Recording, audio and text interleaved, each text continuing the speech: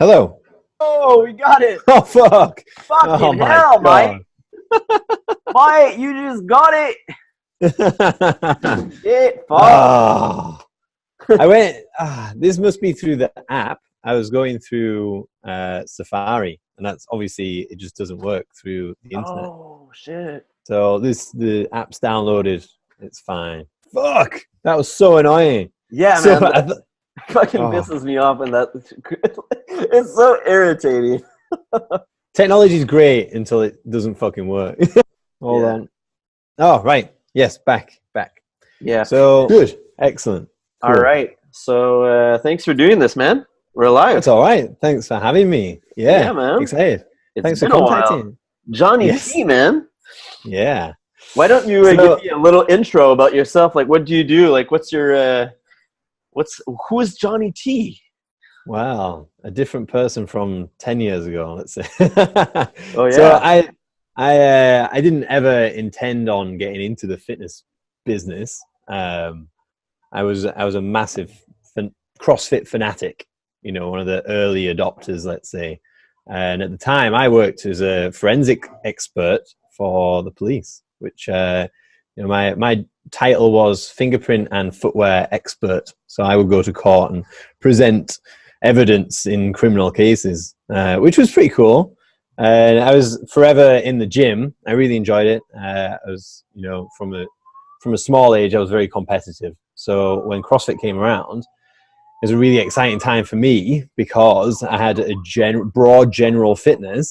I was never really good at one thing. So CrossFit was perfect because I got to express my broad general fitness and not have to specialize. So that was great. And obviously, as the early adopter coaches come through, you know, people see you training in the gym. So I was down at the police headquarters gym at the time and just training on my own, and other people would join and ask me what I was doing. So we put together workouts, do some benchmarks. And then my wife was like, well, if there's a few people, why don't you stop spending your money on equipment and take, you know, just a minimal amount so that you can buy more and not use your overdraft and your credit cards. Because, you know, I had to have a barbell and bumper plates. And back then, it wasn't that easily accessible. When was that? A couple of years ago? It'd be about 11 years ago, 10, 11 years ago now. I remember I got married nearly 10 years ago. And when we went to Mexico, I remember running on the beach thinking, right, I don't need to drink and overindulge on my honeymoon because I'm a CrossFit fanatic. I'm going to go to the games one day. Absolute nutcase. Classic. No Classic. Yeah. Sure. So these people helped facilitate the birth of CrossFit Cumbria, so my gym now. So we ran those classes for 2 years at the police headquarters gym. Obviously did my level 1 plus other things like British weightlifting qualifications, because at the time you could really get ahead of people by doing higher level weightlifting, which was really important as a competitive CrossFitter. Yeah. So because I was doing it for myself, I educated myself in the higher level weightlifting side. But then obviously that reflects so well on all of the movement. So if you can coach weightlifting at a higher level, then you get a better understanding of movement in general that then reflects on all of the things. So if you can be proficient at the highest level, then everything else is a little easier. So even, you know, we weren't all super competitive. You know, we had middle-aged women in there that were doing it just to stay fit, which is exactly why CrossFit's amazing, because we could train together, get the buzz from each other, pushing as hard as we can. And the only thing that you look for in someone else is the effort level, you know, so you need to know that someone else is trying as hard as you to make it feel easier, that you're sharing that. Do you know what I mean? Yes, absolutely. Yeah. It kind of makes you in a good vibe. Yeah, absolutely. Absolutely. So that culture really started, and the vibe was important. And, you know, around just people knuckling down, getting hard work done. And that was really good for me. I was never a team sports guy, but this was like, you could be an individual, but share it, which was amazing because there was no expectation on you and your performance, but you could share the hard work and, you know, and the support of that little group that we formed. So we did a few smaller, like, local competitions. It was all good. Then we started putting some holes in the floor in the gym that we were training out of. So we're basically on the verge of getting kicked out. I say, well, let's open a gym. Let's just get a warehouse. We did, like, back at like a little piece of paper. We worked out rent, insurance, like, completely misjudged it. Say, right, we can get equipment for like 10 grand. Completely misjudged that. It was like 25. It's always double that kind of situations. Yeah. But we ended up with a warehouse gym. So, like, one of the first spit and sawdust type CrossFit gyms, which was great because we had our community. We were just paying the bills for the first few years, and that's all we ever wanted, was to pay the bills so that we had somewhere to train. And then people would come through the door, maybe people that had come from Globo gyms into this environment, and we maybe held about a quarter of them. So 25% of them stayed and joined that community, which isn't a very good retention, because I suppose we were so extreme back then, and there wasn't much room for the soft approach with people. You know, it was in, you know, we coached good movements, but there wasn't a lot of room for, I don't want to say scaling, because everything was scalable. I suppose scaling the expectation that you're going to work hard, and that wasn't for everyone. But now, obviously, a few years along, I left the police, and my wife was pregnant with our first child, and I thought, shit, well, I can't work full time and run a gym and have time for family. So I need to make a decision. And so in that short amount of time, I started reading books on business, business management, marketing. Massive fan of Tony Robbins and the kind of the more philosophy-based stuff around, rather than... You still there? Yeah, I'm still there. I think you've broken it. Yeah, I'm still there. Oh, yeah. So rather than following rules of management or rules of business, it was more finding my own way, much like CrossFit in the early days, because I'd never been to a CrossFit gym before I started doing CrossFit workouts. You know, there wasn't one local to us, so we kind of muddled together. And that's why I feel like CrossFit Cumbria is very raw CrossFit, like as it was first meant to be, rather than what you see now as like this kind of... Well, you didn't have anything to kind of compare, because you kind Exactly. of like you created it. You created what you imagined, instead of like having all these different people that are trying to do like what others are doing. Exactly. So all the information I had was YouTube videos and the CrossFit.com. So CrossFit.com obviously wanted an expression of CrossFit, and my interpretation of it was right for me and what I wanted at the time. And same with business then. So reading the books on business, it was my interpretation of that and how to do it. And a lot of it was the marketing side, which I hadn't done any marketing whatsoever before then. At the time, there was a guy, he was a photographer, a budding photographer, asked if he could do some pictures in the gym. And some quality pictures on Facebook made a massive difference to the visibility. And people were coming that we never thought we would reach. And then a few years later, we got some good motocross and mountain bike athletes in. So there's a guy, Johnny Walker, rides enduro, hard enduro, which is kind of off-road, long-distance motorbike. His manager at the time was a fan of CrossFit, and Johnny was local to here, so he brought him in.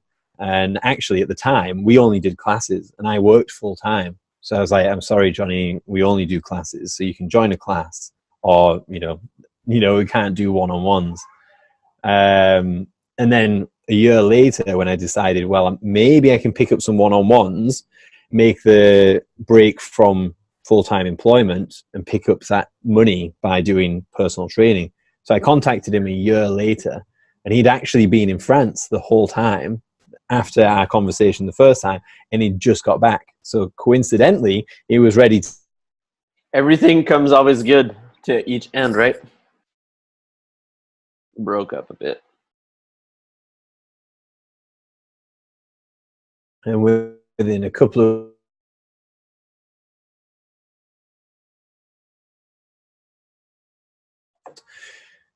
I suppose add credibility to CrossFit Cumbria in a small niche.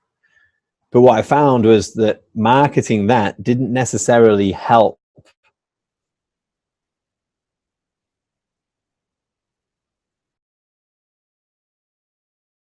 it's a reasonably small town. We don't have lots of professional athletes. But what I did find was that on Instagram and Facebook, we were reaching people all around the world that were liking and commenting. So the photographer was taking pictures of these guys. And I started doing some video on my phone, which then had even more reach. And I bit the bullet and bought a professional cinema grade camera. And I literally had no clue what I was doing. So I thought, your videos are great, man. Like your videos are really awesome. They stand up from what's already online, and there's not many people that get out the content that you do, and even more with like more of the mountain biking aspect. I mean, I think there's a big misconception on what is strength and conditioning training for mountain bike athletes, and probably even more for the endurance people. And I think that the people that are out there that have been doing it for years are still using their old ways because they work. But I think that there's more and there's better elsewhere. Yes, yeah, absolutely. And we're in an age now where all things are free if you find it. Yeah. So you can search and you can educate yourself. So there's no reason to be doing something that was written 15 years ago by a guy that was a PT and a mountain biker, therefore qualified him to be the best PT mountain biker. Do you know what I mean? PT for mountain bikers. So gone are the days of, the yoga and sit-ups in the front room and then going for a run for fitness, because we understand more about movement and strength and conditioning that helps all kinds of sport. So being able to visualize that in a video and people being able to see like some of the things, we'll throw it in as like a specialist movement, and it'll just be a bit of fun, let's say. Something that's quite visual so people can relate to it, to the movements that they do on the bike. The majority of the things that we do are general strength and conditioning. So GPP stuff that, CrossFit's great for, some time domain stuff, some less risky movements. So maybe not so much of the Olympic weightlifting, but in general, showing people, professional athletes doing this type of stuff and then being able to relate to it in the facilities that they're now training in. Because let's not forget that these gyms weren't around 10 years ago. You couldn't do this type of stuff in a regular gym. But the global gyms are now seeing the success of CrossFit and functional training facilities and putting functional areas into their gyms. Therefore, I can show a mountain biker that, yes, their Virgin Active or their global gym down the road has the facility to be able to do high-level strength and conditioning type movements specific for your sport. So all of those things now being aligned, it's a case of changing a bit of perception and saying, look, you can do this. It's available to you, so you can start working at a higher level towards being better at your sport. And I think that you touched a really good point with telling like the high perception of it, because mountain bikers don't see, well, most of them that aren't training yet don't see like that the dedication that they could put through their training could be even more beneficial than actually going riding on their bikes. Because it could take hours, it could take weeks, it could take years before an athlete can develop certain physical qualities on their bike compared to what they can develop in the gym into like one cycle, like a 12-week cycle or something. Like they can develop their power and their strength tremendously, even more if they never train, right?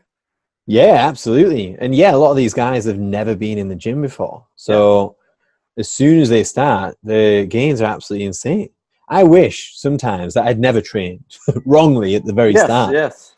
I trained from 16 years old with weights, following beginner programs from Men's Health magazines, bodybuilding stuff, and like isolation, and then just fucking up with your mobility, and then like having like not this, you can't even have that endurance, and you can't even have that strength because you're like lacking. Yeah. And this is exactly how I found CrossFit, was that I was doing that type of exercise movement to look better.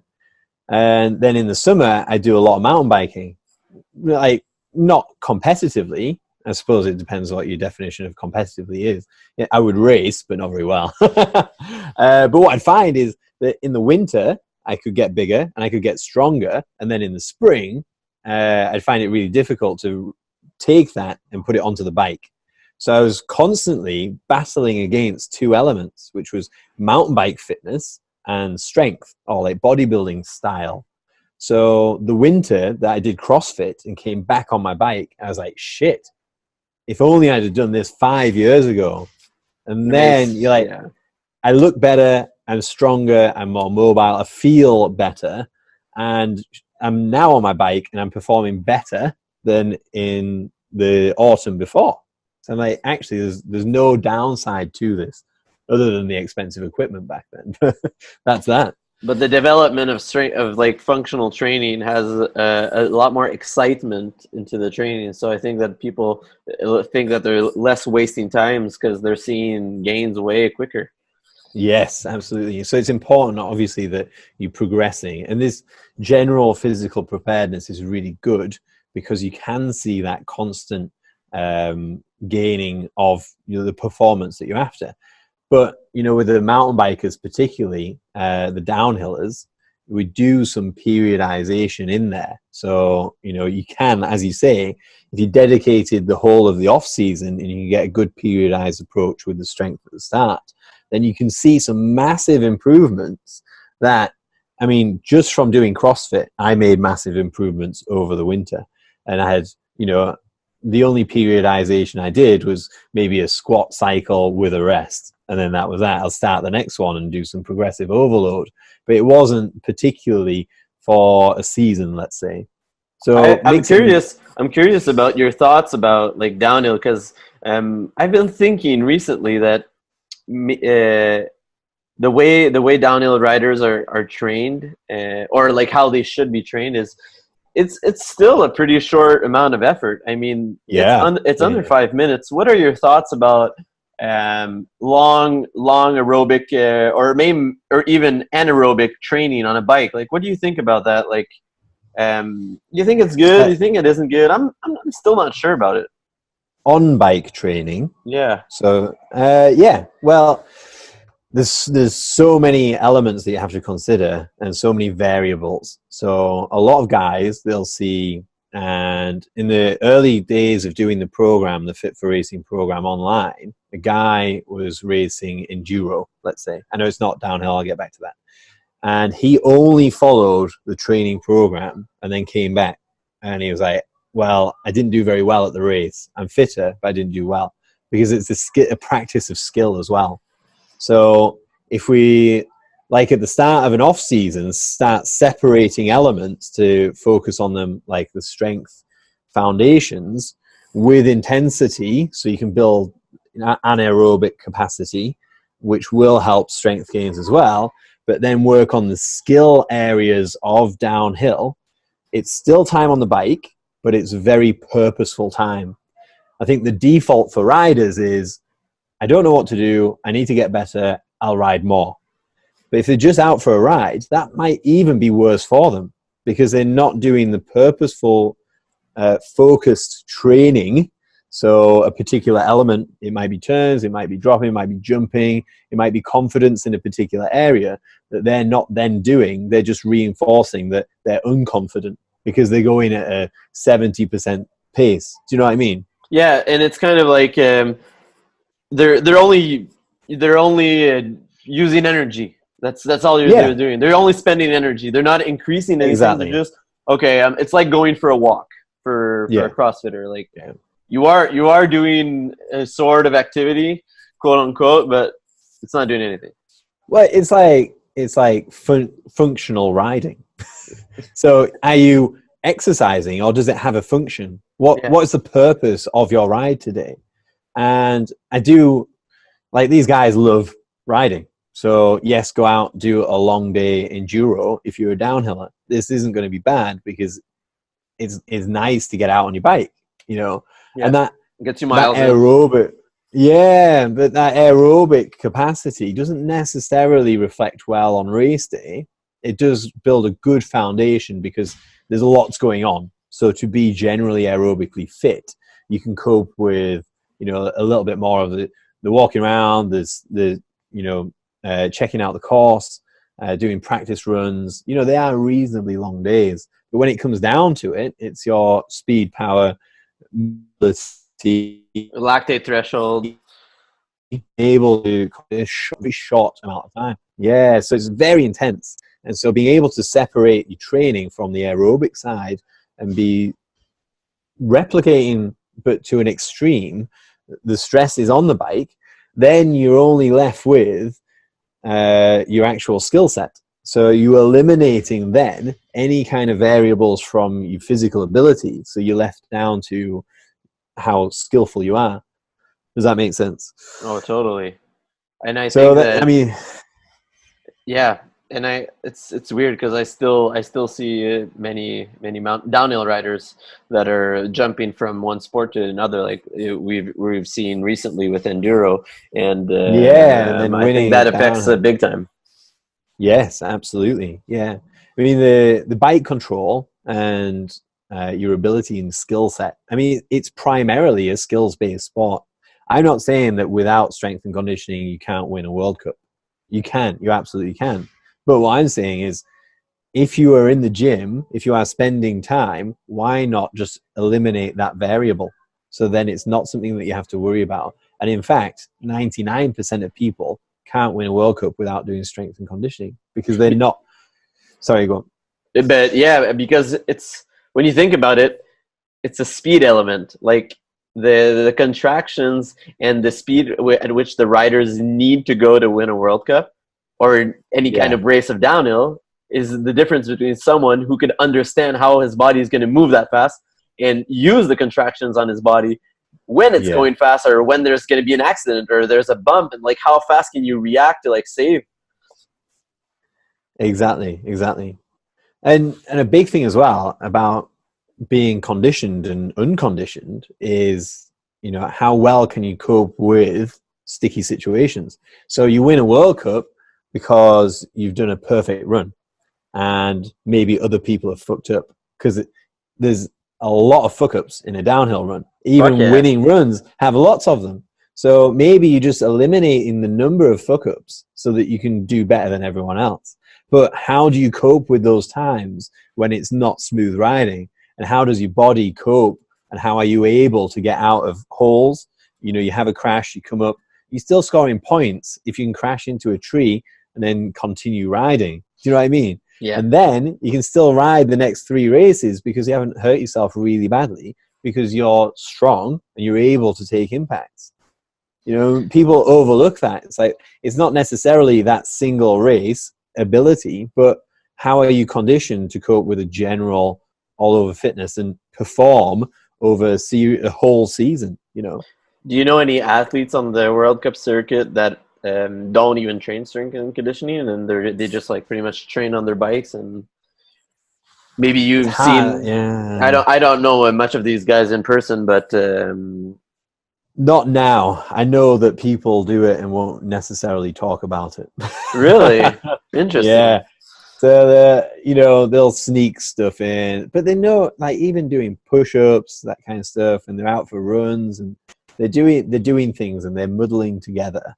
But I think the majority now, they are taking advice and they are getting professional help on strength and conditioning, just because they know that it's minimal time, and it's a lot of effort when you're there. But for 2-3 times a week to be able to put that in, that Yeah. pays so much back than if you try to get that same physical benefit from riding. As you say, it can take years. And what would you have to do to get in that amount of stress into a ride? Well, you have to have very set out courses that would test you for sprints, let's say, or particular rotational stresses, or a series of drops so that you can build your leg strength. I don't know. I just don't know. I don't think it's possible. Do you like you guys in the UK? Can you ride during the winter, or is it pretty nasty? Yeah, mostly in woods, but Okay, it's not that snowy. So right. unless it's maybe There's around still where we riding that are, can be done. there is riding that can be done. There's uplifts. It's muddy as shit, and But when you but think the good, about it, like many athletes when they're on season, and I think you're great about that because you promote a lot about training even during the off season, quote unquote. yeah, But you have like these guys from New Zealand and from Australia where they pretty much ride year round and yeah, are training year round. So those gains that they're making during that off season are still yeah, continuing yeah, compared to like maybe places like Canada, like myself, and maybe the UK, where riders during their on season where it's really nicer outside, they'll be like, oh well, now it's nice, so I'll ride more. It's just like if yeah, you're training more during the year and not training at all during that off season, where you can find huge benefits on many spectrums, either on when they come back at the end of their season, they don't start from nothing, and yeah, only on like exactly. how it raises testosterone levels, how like it stabilizes some muscles and just like keeps them awake and activated. And I think Yeah, the word needs to get out. I think a lot of it is about how much people enjoy it, and say the Training, guys you from mean? and riding. So let's say the guys from New Zealand, are they particularly doing better than the guys that don't get the opportunity to ride as much as them? Mm-hmm. Well, no. And is that because it's just a way of life and that they ride continually? Or, and the guys that don't get the opportunity then get the hunger for it. They do as much as they can outside of biking, so in the gym, and all of those combinations so that when they start, they get the opportunity to ride and race. It's then fresh, they're new, they're ready for it, and they're very mentally prepared for it, rather than, oh, well, it's just another race day. Like, yourself from maybe training CrossFit athletes, the guys that compete every weekend because they love competing, are they the guys that win the competitions? Or is it the guys that select competitions, get ready for it, and they have a training plan specifically for that? Do you know what I Yeah, mean? yeah, definitely. So it's like kind of I making, mean, you have to make choices and you have to make smart choices. It's all about the long term when you think about it. It's yeah, just absolutely. the word from coaches need to get a little bit more out, and um, athletes need maybe to be less trying to coach their own selves on thinking what's best for them. That's a big issue. Yeah, shit, yeah, absolutely. I'm so variable about that, and it was always the debate about catapult and triple extension in weightlifting, and then you saw the best weightlifting coaches, and they're like, "What's the fucking difference?" And it's only the lower level guys that have these debates about what's best, and the reality is, what's best for the athlete, and there are so many variables that you can't box them into a particular area and say, right, this is best for everyone. And what's best for a guy that's in New Zealand might be riding, no periodization, maintaining some strength and conditioning. What's best for someone here, you flip those around and you might have complete adverse effects and ruin both of their careers in riding because it doesn't suit their personality and what they expect from pursuing a career in downhill mountain bike racing. Do you know what I I mean? Yeah, I definitely, and I'm wondering if you like the challenge, like compared to other sports where strength and conditioning training has been implemented for years, like football, baseball, hockey. I don't know, all these sports where the guys like know that putting their feet in the gym is gonna make a substantial amount of difference on the ice or on the field, Yeah. where opposed to other sports, maybe more individual sports like mountain biking. Like personally, I like the challenge. Like it's kind of Yeah. like It's it's like all amazing. new, right? Yeah. Well, it was when I first started coaching CrossFit, it was that challenge for people's perceptions. Like an everyday person can train CrossFit, do strength and conditioning, and focus on raising their performance. Yeah. And so that same thing is now in mountain biking, and I'm trying to change perceptions there. So, I post a video on Pink Bike, and half the comments are, if you want to get better at riding, ride more. And you're like, yes, right, okay. That's like the standard thing. And you can guarantee that a lot of the comments are that. And I don't even respond to them anymore, because that is Fuck those something guys. that is their belief. And if they want to continue riding and not spend time in the gym, then that's fine. They can do that. But to try and change someone's perception of strength and conditioning the other way, like, don't be like, no, don't spend time in the gym. I'm saying, well, you don't come to the gym. You know what I mean? Yeah, I think I have this kind of thought into my head that the training is going to become a bit like skiing has become, like the ski athletes. Like you're starting to see like all of them are training in the gym, which before would be like half, and now they're all in the gym. I think that biking is going into that direction.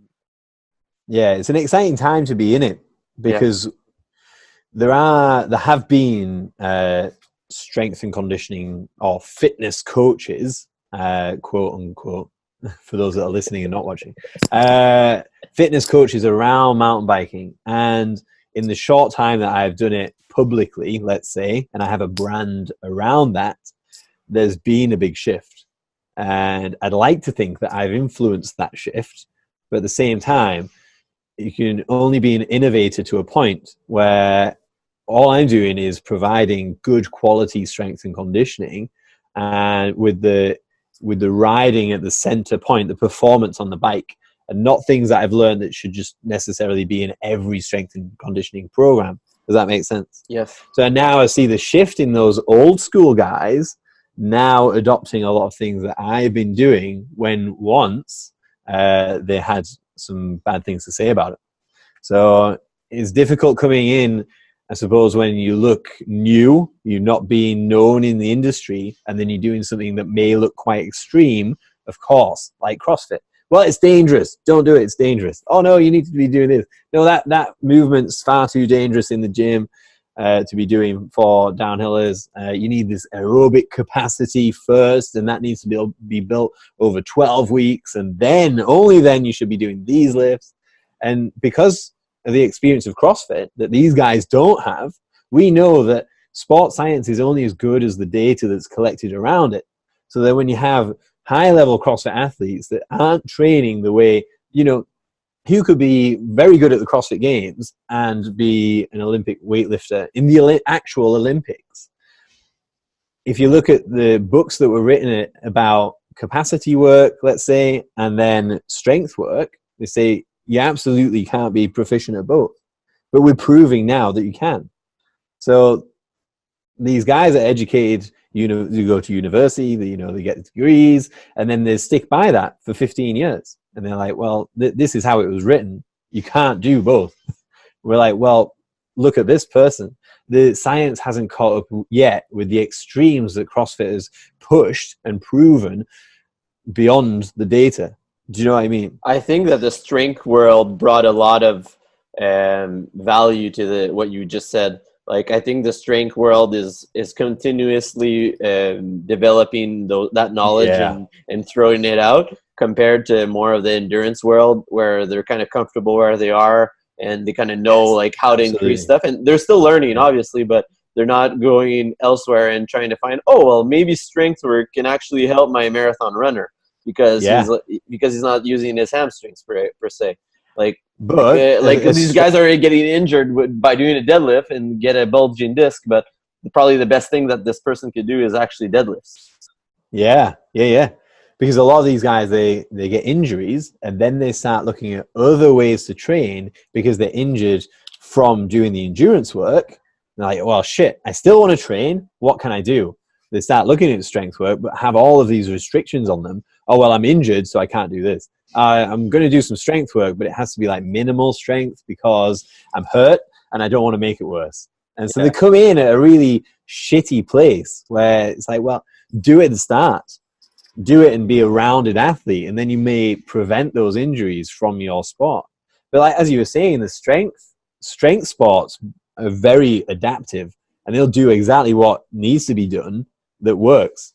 And so, you know, doing ones and twos in the gym, if someone's like volume work works, you do volume work, you do more volume. If people are trying this stuff and it's working, then they're picking it up and then crushing it. And then it's a constantly evolving thing. And that's why I think strength as a foundation is amazing. If you come from a strength background done very well, I'll put a caveat on that. If it's done badly, then it's sometimes really difficult to undo all of that. Same as an endurance only athlete, let's say. But that foundation of good movement, well balanced, and very capable athletes, you can build so much on top of that. And on another point, it also increases muscle mass, but doesn't increase it at a way where it's crazy. It just reduces all that fat mass and replaces it. And at the same time, people think that strength is going to make them so much bigger, but strength has nothing to do with size. So strength has to do everything with mountain biking, because when you're a mountain biker, you don't want to gain weight. Well, unless no, you want to gain maybe minimally, but enduro cross country, forget it. Downhill maybe a bit, but still you want to be light on your bike. But if you're stronger and you're not as soft and soggy because like you never trained your core. Fat skinny fat. Skinny fat is the word. Yeah. Like it makes a big difference. But yeah, people think strength is a hypertrophy. Well, when I get this question about, and I honestly, when I did some martial arts when I was younger, and I first went into a commercial gym, and you go through, you know, your introduction, you know, what do you want to gain from this? And like, well, I don't want to get too big. And that's the question that now I laugh at. Everyone says that. They come in the gym, I don't want to get too big. Say, well, when you're too big, just stop. You know, if you find yourself in a position where you're too big, don't do it anymore. You should probably check your food first. Yeah, absolutely. Yeah. And so much around nutrition. That's like I don't even want to get into that, but I mean, like, if you're getting big after 3 weeks of strength training and maybe a little bit hypertrophy, like, and you think that's what it gets you big, I think it's your nutrition. I think you should check what you're eating. Oh, your pharmaceuticals. Yeah, exactly. So a lot of opinions are based around marketing from supplement brands and stuff. So their market is the niche of people that, well, it used to be maybe late 90s, early 2000s was, right, these guys want to get bigger, right? Well, let's give them protein shakes and tell them it'll make them bigger. Let's get these guys that are clearly juicing to tell them that that's all they take, right? And then it perpetuates this: protein shakes make you bigger, strength training makes you bigger. And then you look at, well, okay, what's the average mountain biker weigh? Like 70 to 80 kilos. Yeah. And you look at a 77 kilo Olympic weightlifter and tell me, are they not strong because they weigh 77 kilos? And I know that's a very extreme version of strength. No, it isn't. It's a good example. You know, and so you can train strength, speed, power, all of those things without detrimentally adding on weight that will hinder your sport. Like you say, the skiers, you know, their leg strength and power is so essential now that no one's neglecting strength and conditioning. So if someone does a breakdown of, let's say, World Cup finishers, and they say, right, this number of people do strength and conditioning, this number of people don't, and they start looking at the metrics of finishers, well, some people will say, well, the people that are finishing higher, they get paid to go and train. You know, they get the best strength and conditioning coaches. I can't afford that, therefore I won't do it.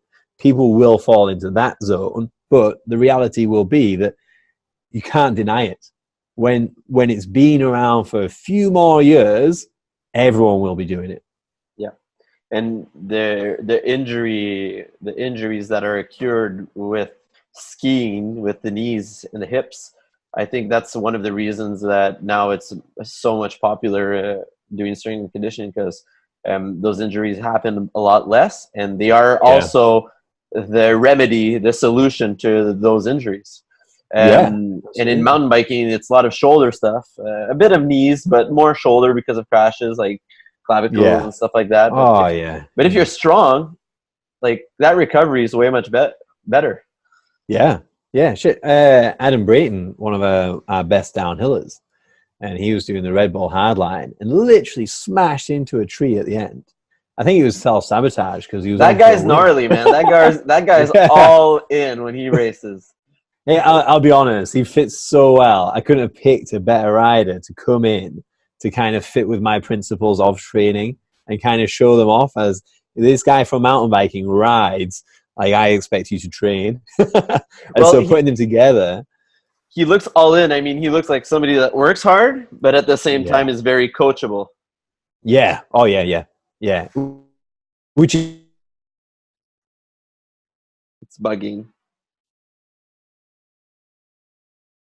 is doing the best. And actually, Adam came from a very endurance background. So he was addicted to Strava and was just doing hundreds of miles on the roadie because this is like some guys told him to do that. Oh, all I do is go on the road bike. And this is like 3 years ago. And he came here at the start of the season, but during the season, he ended up getting better performances, even though we were training in season. He didn't have an off season with me. It was he picked up because he came with Johnny Walker. He's like, Johnny was on at him. You must come and try this. And he was like, no, I'm happy doing my thing. And then when he got here, just before the start of the season, he had the best season of his life. And he'd been riding for like 10 years professionally. I saw an old video of him when I used to ride where he would train all day. Like Yeah. literally train everything he could in a day. Oh man, yeah. Well, his dad was a military guy, and he's a very hard worker, and he takes no shit. And so, if you're not working towards being better, then you don't deserve to be good. Oh, really? That's how he So he is. took that as just fucking work, which was amazing, really, because he had good foundations to work with. Yeah. His mobility through his shoulders was shocking. His hips weren't so bad. It's all getting a bit better. But I suppose that comes down to movement choice now as well. Is like, and why we kind of separate ourselves a little bit from CrossFit exclusively is that we take the good parts. It's basically strength and conditioning, and we drop the CrossFit part. Apart from when we're doing Metcons, because everyone kind of relates that to CrossFit. Yeah. But we're not doing the heavy overhead stuff with barbells. We can go dumbbells, we can reduce risk because of mobility issues. But all of these things that are then, CrossFit gets a bad rep for. Does that make sense? Yeah. Yeah, because you could waste a lot of time just working on getting his mobility perfect. And then the time that's going to happen, his performance is decreased, and that's not the reason why he's training.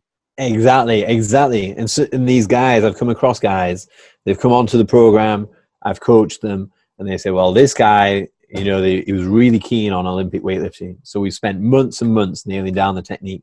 Like, what else were you doing during that time? He's like, well, just building that movement pattern so that then we can start training. You're like, well, that's fucking wasted. And this guy's like a young guy, 21 now. Back then he's like 18, 19.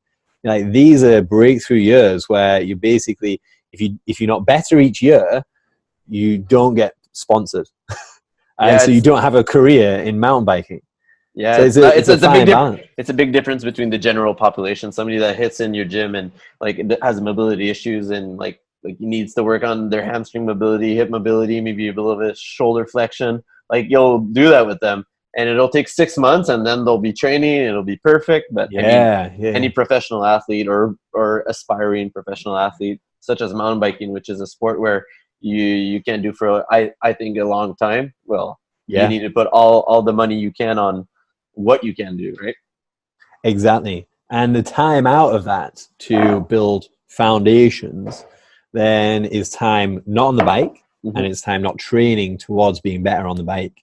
Yeah. And so this is why I think Fit for Racing, my sports specific brand, let's say, is becoming more popular, because not only are people more familiar with this type of training through CrossFit and functional facilities that are out there, but it's the amount of the small amount of time that you need to do for a massive impact. where traditionally these guys, like your office workers that could only ride at weekends, that have to go to a gym because they live in cities and they can't get out on the bike anyway. Yeah. They're like, well, these professional riders get to train all day, every day. Well, it's wrong. You know, they don't have to train all day, every day, like Adam used to, maybe. Yeah. More isn't better. Better is better. Exactly. So these guys now get the opportunity to do the same time in the gym as these professional riders to get the same amount of the physical benefits of that strength and conditioning training, and then go out at the weekend and absolutely crush their friends. And that's really important to them. Yeah. You know, And these so professional athletes that are saving time can use all that time saved where they used to train all the time to work on recovery and on nutrition. And their brand.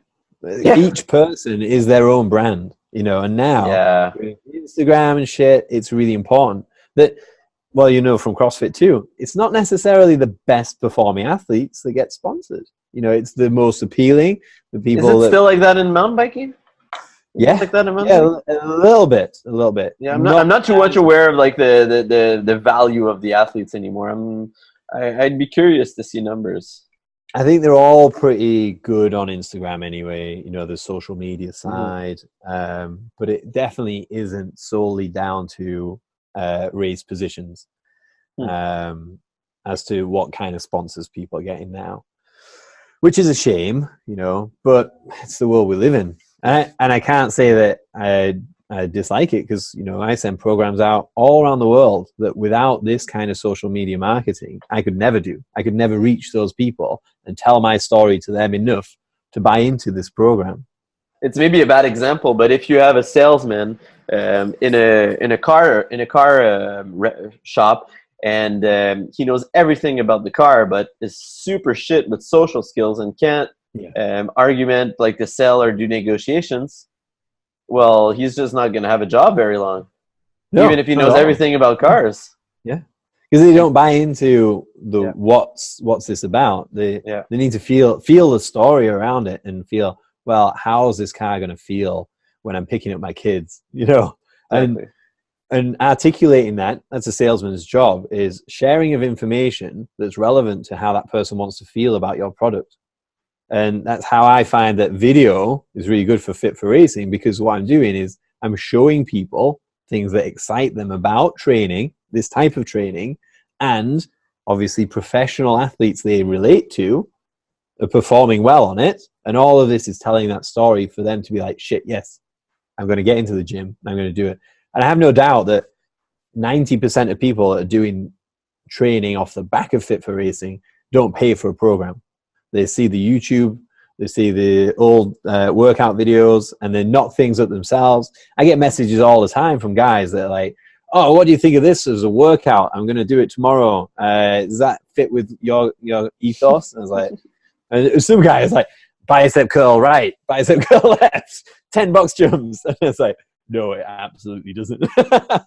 But people are intrigued, they're interested to start mixing things up, you know. When it gets mysterious, that's really good.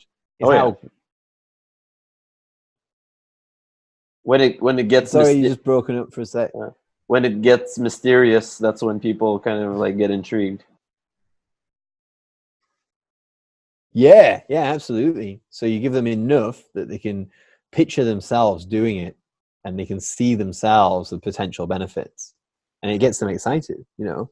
I don't want to put you on the spot, but what are your thoughts about Richie Rude and Jared Graves' recent announcement, like about doping?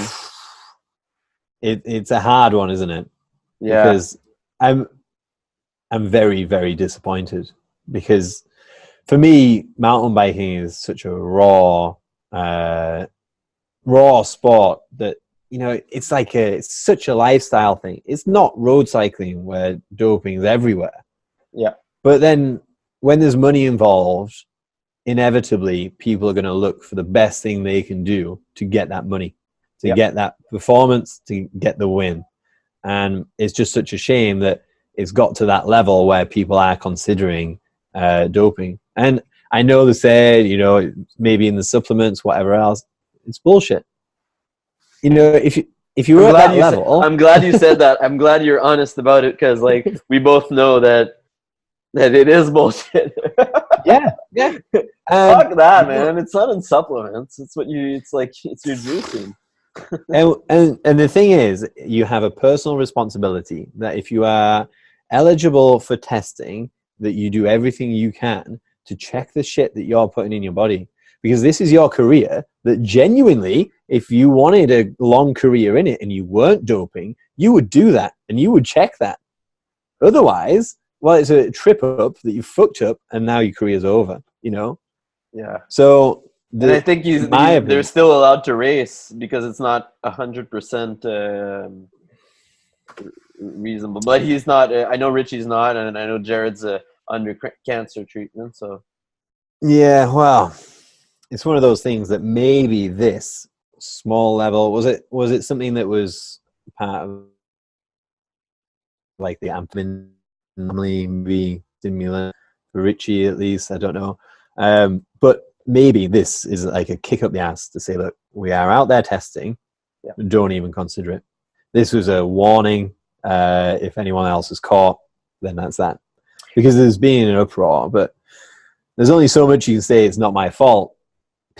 Some people believe it, like Michael Jackson.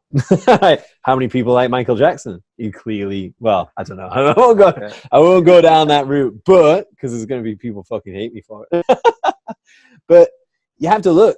Like, I used to give evidence in court as an expert witness, and I used to explain why things were not.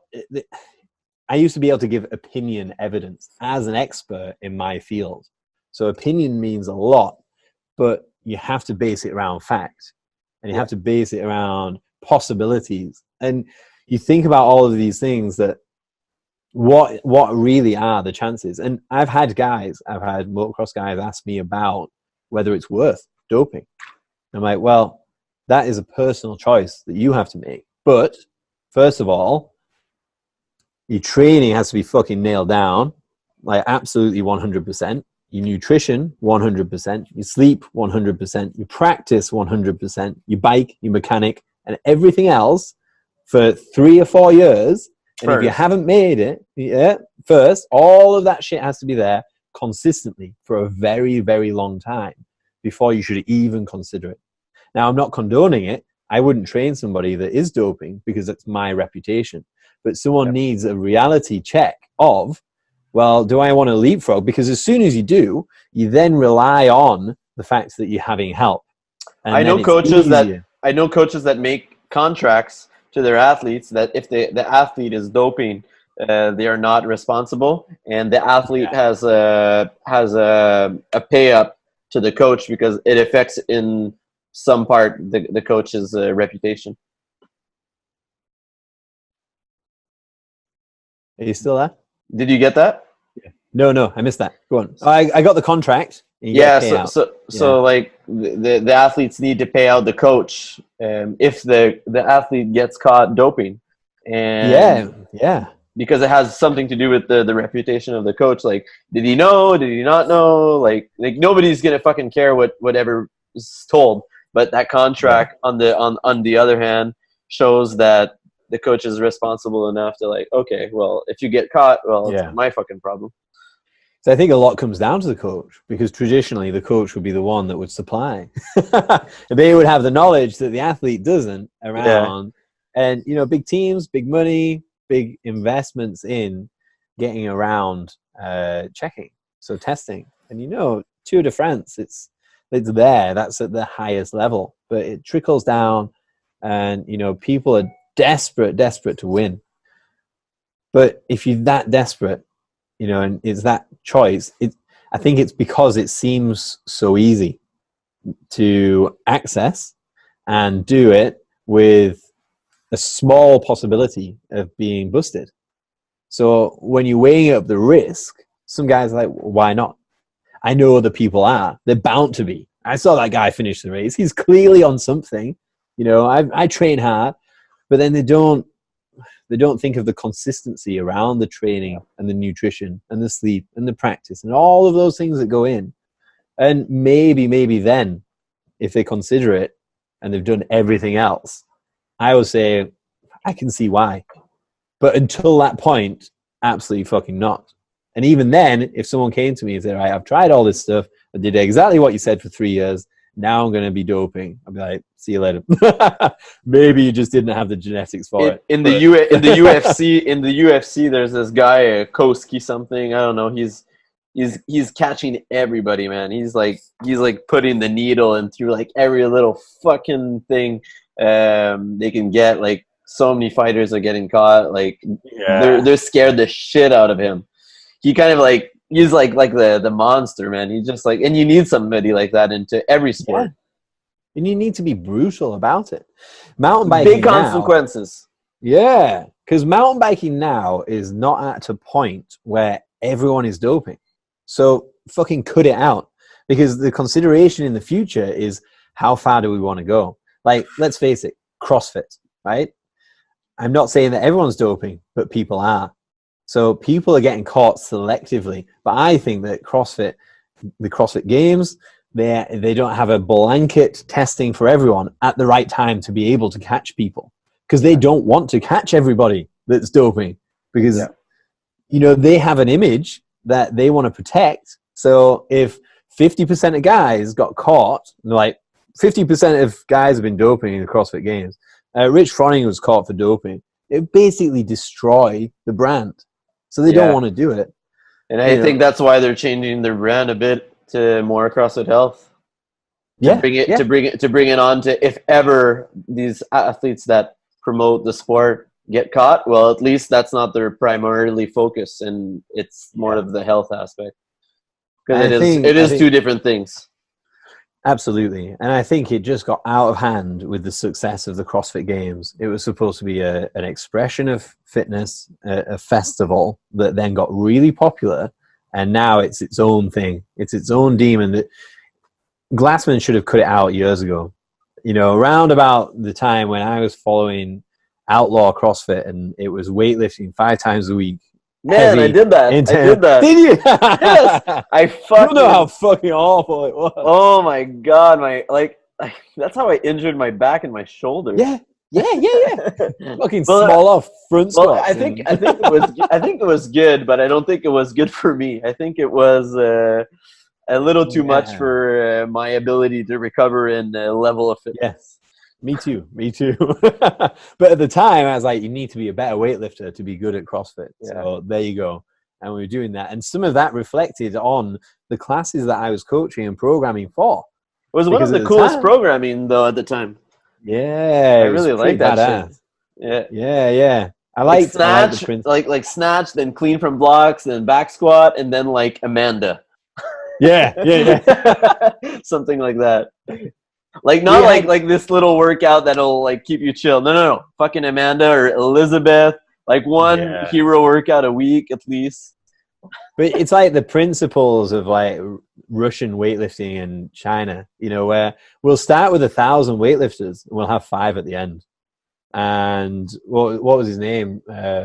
Rudy?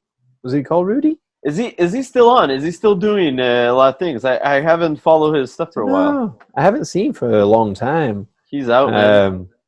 But I think he just was determined to get some really good athletes at the Games, which was great. And everyone else, if you didn't cut it, well, you're out. Don't bother me. He's pretty he's pretty stubborn kind of guy. I think he has his own style. He's a bit of an asshole. But that is a big appeal, for guys that want to put in some work. You don't want to have any like fluffiness, just straight to the point. If you can't hack it, fuck off. And I liked that at the time because it was, it was weightlifting at high level. It was testing me. It was making me uncomfortable. I was getting really strong, but I just could not sustain it. Yeah. And this is the story of CrossFit for a lot of people. And with no coaches too, like nothing like you can be doing like this squat cycle for like a X amount of time. Are you still there?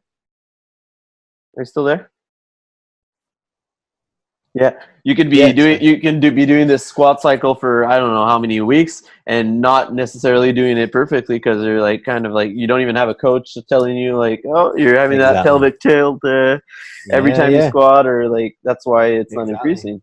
So And so round about then, so I think the point of that was that Glassman should have cut it out then, you know, yeah, and said, right, I'm going to sell CrossFit Games to Reebok, and they can have it because yeah, this is not what we wanted.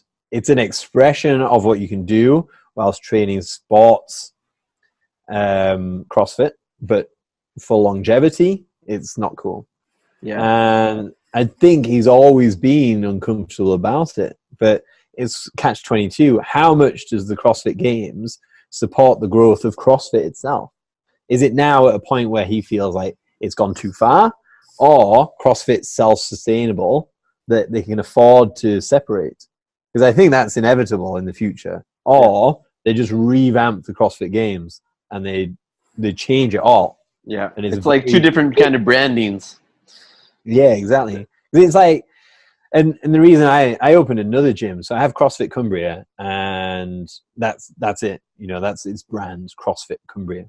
And we opened another gym, which is House Fitness, home of Rock House CrossFit. So we've affiliated because I absolutely love CrossFit and I like the principles of it. But at the same time, we want a brand that if CrossFit goes too far, we can drop it and it doesn't affect us as a brand. Right. Do you know what I mean? Yes. So you have the Because kind of this safety. I know this other guy in Whistler in British Columbia. He did the same thing. His gym was called CrossFit Whistler, and he called it Opus Athletic, home of CrossFit Whistler. yeah, yeah. And this way, people can identify with the brand and what you're about, and you can easily say, this is why we've dropped the name CrossFit. Yeah. Because let's face it, like in America, the government and the gun producers don't want people to shoot each other. But they can do as much as they like Greg Glassman, about education, but it's in the hands of the athletes and the shit coaches.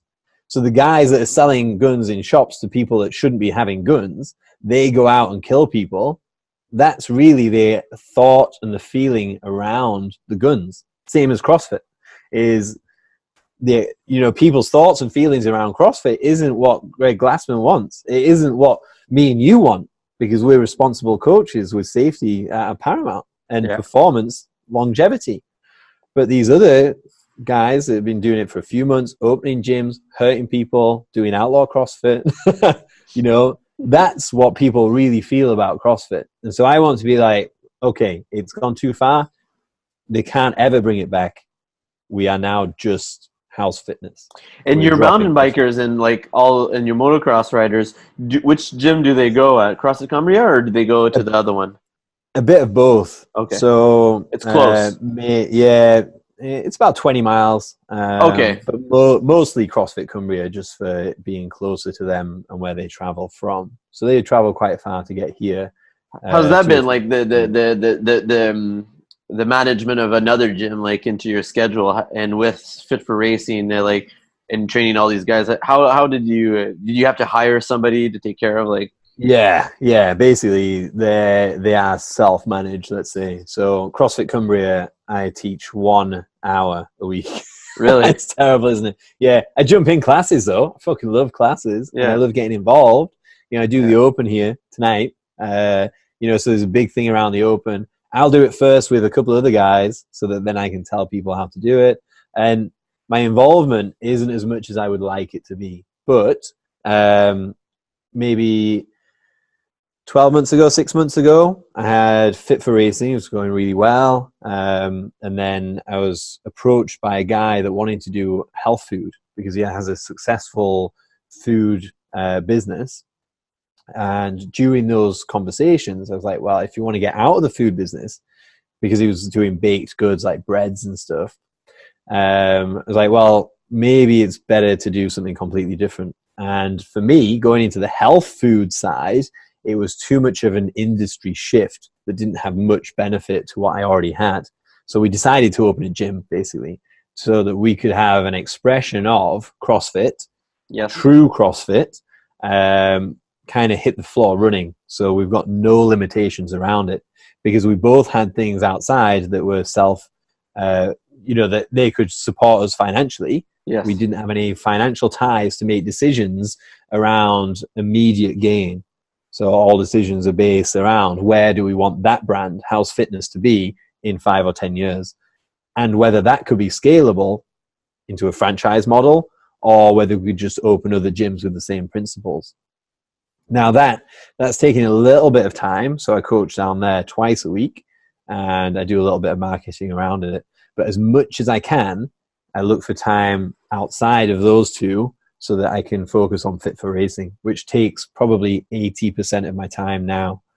So because of the success of this off season, it's absolutely flying. And I'm like, you take the things that are doing well, and I've kind of siloed the other things off so that they're, as you know, physical location gym, it's local community, word of mouth. It's generating that vibe around it, and it's a slow growth.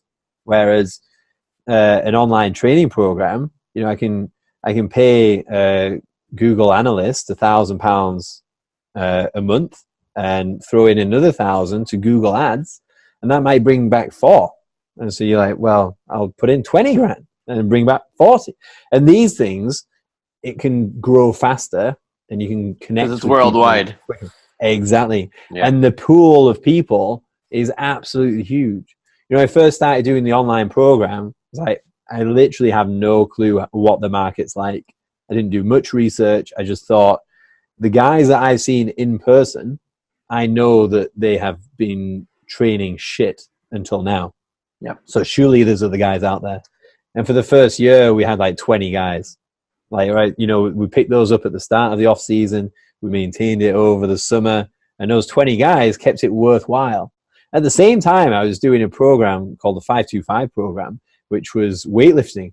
And so I ran them together, and I was really swayed towards doing an online program for weightlifting that would be scalable. But then I thought, well, you know, there's Olympians out there that have, you know, more credibility than I do. How am I going to reach people and say, look, you should be following this program? So I actually dropped that after the summer when it started picking up again with the off season. And, you know, we peaked up about 60 odds then, and 60 was like amazing. I remember talking to, have you heard of Warrior Programming? So it's from the northeast of England, and Jordan Wallace is a guy he was a good athlete in Europe. And basically he set up Warrior Programming with some of the guys. And I remember talking to him around about that time, asking how many were on. He's like 400 people. And he said he's making more money than the gym. I was like, fuck, 400 people. I don't think there's 400 mountain bikers that go to a gym. Like motocrossers. So that was like my upper end. That'd be a dream. So my focus was on, let's get 200. I'm pretty sure we could get 200 and kind of sustain that. I like the fact that, like, well, we both coach mountain bike athletes, and that we are able to connect and share ideas. And there's this other guy that I'm talking to, same style as you. He's based off California. You might follow him. He's Dialed Health. If you don't follow him, like he has great content as well. He's really good with video. And it's cool, man, because like it's cool that I'm able to reach out to you guys, and that we could share ideas. And I've reached out to other people in the sport to share my ideas and try to have this sort of growth, and had no response. And that's kind of, really? Yeah, it's kind of like dick move, man. Like I said before, for me, everything is free out there now. You can go and find it. Yeah, and everyone is their own brand. And how do people feel about you? And I don't want people to feel like I'm very protective of all my shit. And I'm not going to tell you about it, because my shit is everyone's shit. It's not mine. It's yours. It's everyone's. You know, it's just the way you express it. Yeah, so it's my interpretation of it. What grinds my gears though is seeing other guys that used to slate me copying my shit. You know, and yeah, I know. Like, there are so many ways to express yourself through strength and conditioning, and market yourself and have an image around that. Yeah. And mountain biking and motorbiking, it's a very small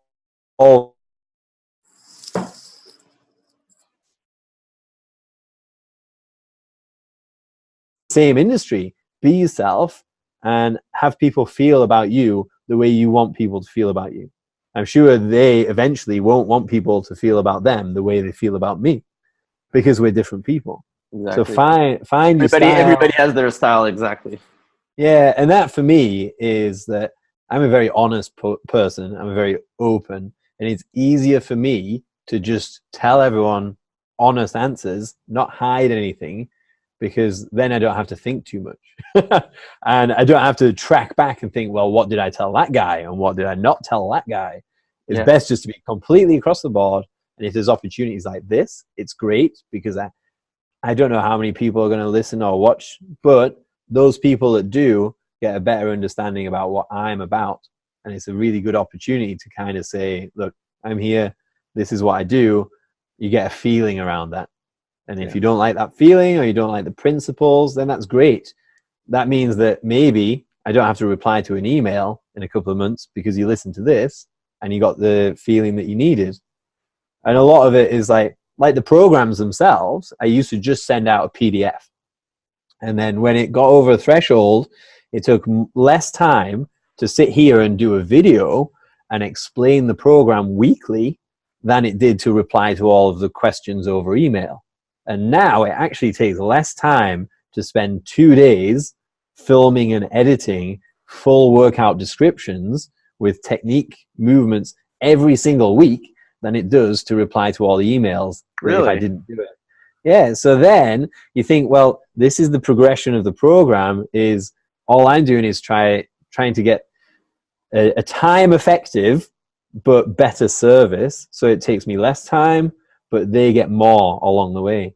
So it's like we hired KJ Sharp, nutritionist, to do a workbook that goes out on the first program when you sign up, all around nutrition and how to do that. So we paid her to do that because I get lots of questions about nutrition. And so we're now doing videos around race prep, what to do on rest days, mobility, and all these videos will fit into the program simply because it's taking me a lot of fucking time to answer all the questions individually. Does that make sense? Yeah. So you found a smarter way to reduce workload by giving better content. But all of that then becomes public domain. So people get to see it, and they will see it even if they're not paying for a program. And so that public domain stuff, you can either try and keep it all for yourself and say, right, this is mine and this is for people that pay for it. Or you can just be like, right, this is all of the shit, right? Everyone's always going to get access to this shit, and just accept it, right? And then it's out there, and then you don't have to worry about being secretive or saying no to podcasts and maybe being tripped up. I mean, if you're concerned about being tripped up or busted, or you don't want people to know about exactly what you do, then you've got issues around what you do. You know, you're not confident and you can't stick to your principles, or you know, you're not au fait with expressing yourself and allowing people to understand the principle. Does that make sense? I find that more that I give information, the more I get back. Yeah. The second I don't do that, there's nothing. Yeah. And I feel we live in a world where actually it's very, very, very frequent that people just want to keep everything to themselves. So yeah, let's wrap this up, man. We've been talking for quite a bit. And I have 3 nasty questions for you. Well, they're pretty good. They're pretty good, actually. Yeah. So if you'd be a movie actor, who would you be? Oh shit. Well, I look pretty much like Ryan Gosling. So you'd be in the Notebook. No, fuck, right. I liked him anyway, right? Yeah. And it's probably a soft spot for him. Crazy Stupid Love. Did you see that? I liked him. That was very sharp. And then because he was in the new Blade Runner and nailed it, absolutely fucking loved him. It was an amazing movie. Yeah. So yeah, I think Ryan Gosling based off that. But Swayze in Point Break. If I could be an actor in a movie, it would be Patrick Swayze in Point Break. Nice. Yeah. And my second question would be, if you'd have a theme song that every time you would go into a new room, it would play in people's ears. Theme song. I can't. Did you ever watch Jackass? Yes, at some point. Remember the guy, Party Boy? Yes, who would Steve-O. put that it's Steve-O, when he put that beaty track on in the background, he dance around in his Y fronts and shit.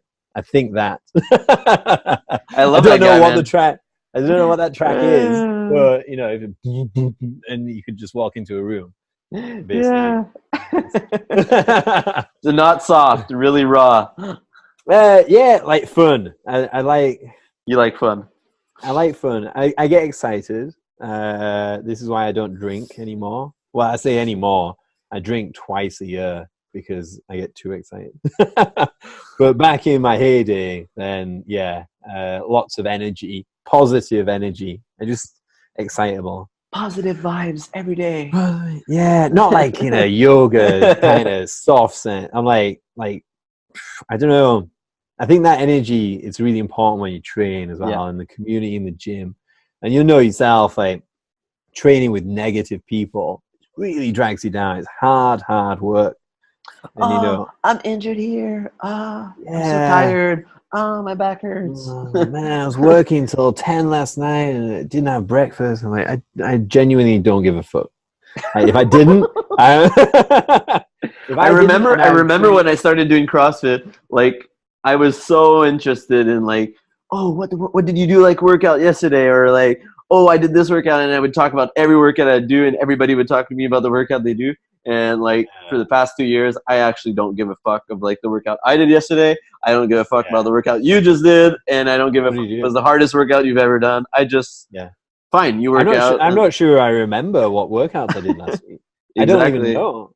Yeah, you know, and that's it. You know, you come in, the energy is good, the vibe is good, and now I don't need to go out and socialize, because I socialize and I want it to be like a party, and I want people to have fun, and I want it to be risque, people not worry about swearing or being inappropriate. I want people to be loose and raw. You know, like how Japanese businessmen go out and get drunk with potential clients because it's very difficult to hide what's inside when you get drunk. I find the same with training. So through the years of training with people, I feel like I can see the person that they are when they're in the thick of it, and they can't control their emotion around the uncomfortable feeling around the training, and the excuses that come out, or the reasons why, or, you know, and all of that shit. I think, right, I know you as a person, and would I want to work with you necessarily? And I think this, you know, in the future, when we're employing more people, you make them go drink, and then you make them work out. And then work out, yeah. And then you see what's the best that comes out of him. Yeah, exactly. But don't. I'm never gonna work with Japanese people because they don't want to see me drunk. And my last question: who's your favorite female athlete of all time?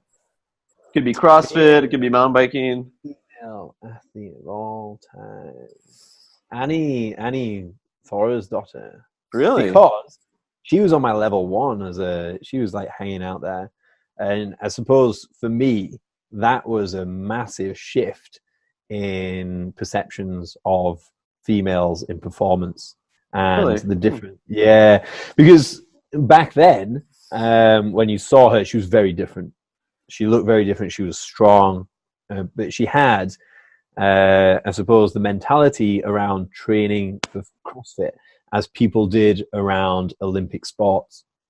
And it was a big difference that CrossFit isn't just you go to the gym to get fit. This girl is here to dominate, as it would be for any sport that she's very proud of. This isn't a secondary thing to her that she's doing by default. She is a very proficient athlete to a very high level. And I think back then, you know, guys, they came from different backgrounds, and I think she was quite pivotal to the opinions of girls feeling confident in themselves because they were very good at performance and a little less on the aesthetic side. So Camille was a very young guy, but you know, genetics, they were different. You know, she was super hot. She's starting getting a little bit bigger, but Annie came in stacked, basically those 6-pack abs and stuff, and it did split a lot of people. Like, oh, that's fucking disgusting, and this and that. But you don't hear that as much now in the CrossFit community. So Not there at were all. people in my gym then were like, that's fucking disgusting. Now, like, even the middle-aged women, they're in there and they're like, that's amazing. You know, that's an inspiration. And they see these athletes in a different view. And I think Annie was the first of the new breed. Yeah, that's that. Thanks, man. I appreciate it. We had a All great right, talk. Yeah, I could talk for hours. Man, yeah. we could talk even more, 2 hours, but I want to keep this short, and we can do this again and start off through some conversations and get a little bit more deep into what we just got into. Yeah, absolutely. I'm keen to do it again, man. And I wish you the best of luck with going forwards. And yeah, I will see you. Are you doing 19.5 today? I'm not doing the open, man. Oh, what? I'm still an addict. I actually said no. I said no, I'm not going to do it all the way up until the first workout. The first workout. And I was like, fuck, what am I telling my people? Yeah, exactly. I've been traveling for the past 5 weeks, so like it would have been I would have been able to hit it up a couple times, but yeah. Whatever. Fair enough. You got a really good excuse being over there. Yeah, really good. I actually know, because there's like a gym everywhere. Actually. Oh, really? Yeah, Thailand's great for training. There's yoga and training everywhere. Brilliant. And Muay Thai. Oh yes, of course. Are you practicing? No, but I see the people doing it, and those guys are not pussies. Yeah. Holy shit! People that train in Thailand are actually pretty legit. Like, people here, like, I haven't seen nobody like be doing half reps. Like, everybody's like 110%. Awesome.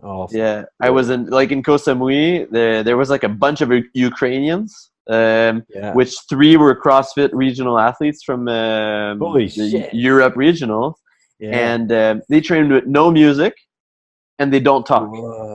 Holy fuck! Yeah, they're just like, it was two girls, 1 guy, and they were like, I said, I was talking to them, and they were just like, sorry, training.